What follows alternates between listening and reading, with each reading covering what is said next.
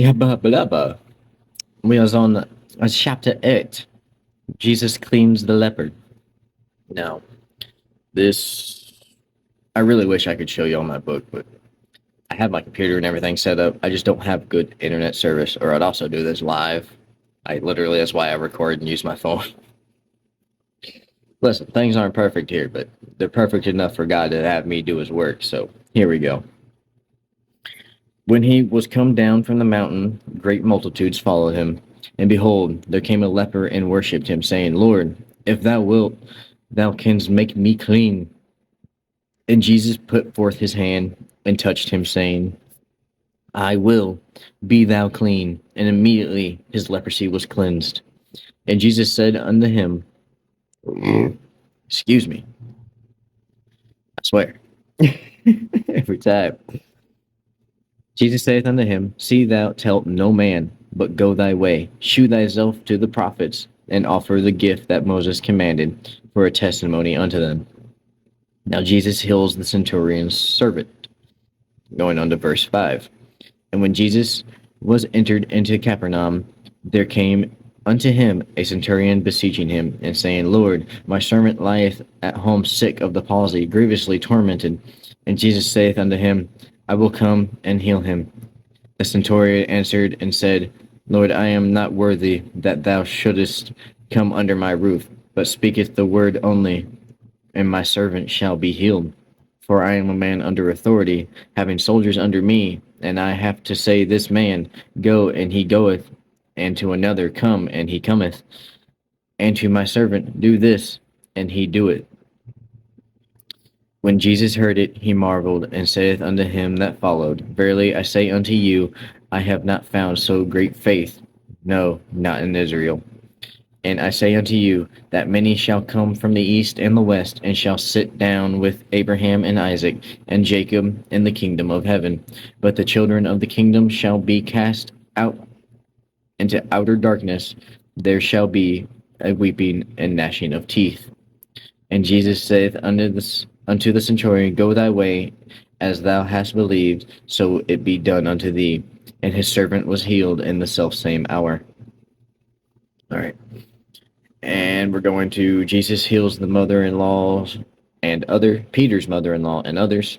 Going on to verse 14.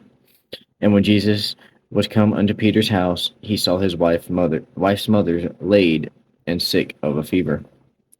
And he touched her hand, and the fever left her, and she arose and ministered unto them. When the evening was come, they brought unto him many that were possessed with devils, and he cast out the spirits with his word, and healed all that were sick, that it might be fulfilled which was spoken by Isaiah the prophet, saying, Himself took our infirmities and bare our sickness. Now what it takes to be a disciple, going on to verse 18 now. Now when Jesus saw the great multitudes about him, he gave commandment to depart unto the other side. And a certain scribe came and said unto him, Master, I will follow thee whithersoever thou goest. And Jesus said unto him, The foxes have holes, and the birds of the air have nests, but the Son of Man hath not where to lay his head. And another of his disciples said unto him, Lord, suffer me first to go and bury my father. But Jesus said unto him, Follow me, and let the dead bury their dead. Jesus calms the sea. And when he was entered into a ship, his disciples followed him. And behold, there arose a great tempest in the sea, insomuch that the ship was covered with the waves, and he was asleep. Wow. And his disciples came to him and awoke him, saying, Lord, save us, we perish. And he saith unto them, Why are ye fearful, O ye of little faith? Then he arose, and he rebuked the winds and the sea, and there was a great calm. But the men marveled, saying, What manner of man is this, that even the winds and the sea obey him? Now Jesus cures two demoniacs, going on to verse 28, if I'm not wrong. Yeah. Last section. And when he was come to the other side into the country of Gergesens, there met him two possessed with devils, coming out of the tombs, exceeding fierce, so that no man might pass by that way. And behold, they cried out, saying, What have we to do with thee, Jesus, thou Son of God? Art thou come hither to torment us before the time?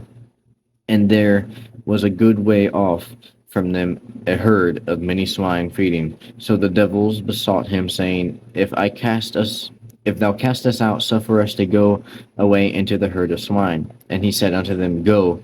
And when they were come out, they went into the herd of swine, and behold, the whole herd of swine ran violently down a steep place into the sea, and perished into the waters. And they that kept them fled, and went their ways into the city, and told everything and what was befallen to the possessed of the devils. And behold, the whole city came out to meet Jesus, and when they saw him, they besought him that he would depart out of their coast. That is the end of chapter 8.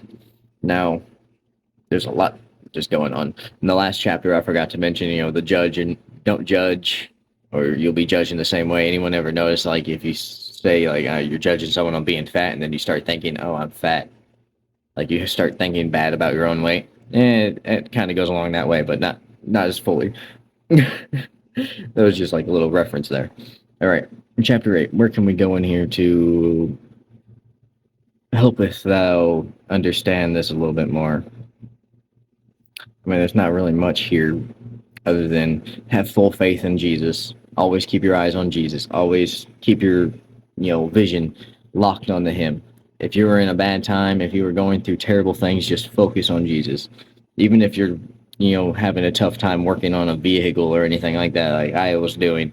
We were working on a vehicle and we were having a tough time getting it started. It should not have started. And I was just constantly thinking about Jesus, thinking about God, and boom, the car started running. Shouldn't have been running, but it was. Glory be to God. Praise Jesus. It was amazing. You know what? Just a little side note here. Since I can't really think of anything in here, well, we can go over here to follow me and let the dead bury the dead. God is not the God of the dead, as in those who are going to perish in hell. He is the God of the living, those who will live for eternal life, and all of that. I mean, he's the God of everyone. As in, when it comes down to it, put him first. Is what it's saying. Put God first. Put Jesus first. Love God first. Biggest thing right there. Just love God first. And now back to the side note. If you haven't seen the movie The Chosen, it's a very good show. You can go watch it on pretty much anything. Look it up on your phone. The Chosen. It's free. And on your phone, in some other places, you got to pay for it, like subscriptions and all that, depending on where you watch it. But yeah, very good. You will not be disappointed. Very close to staying biblically accurate, just very condensed. But you should go check it out. And if y'all would like clarify, me to clarify anything in this book that, is not coming to me right now, then comment down below, let me know, and I will respond. God bless you all, and I'll see you whenever the Lord has me make next.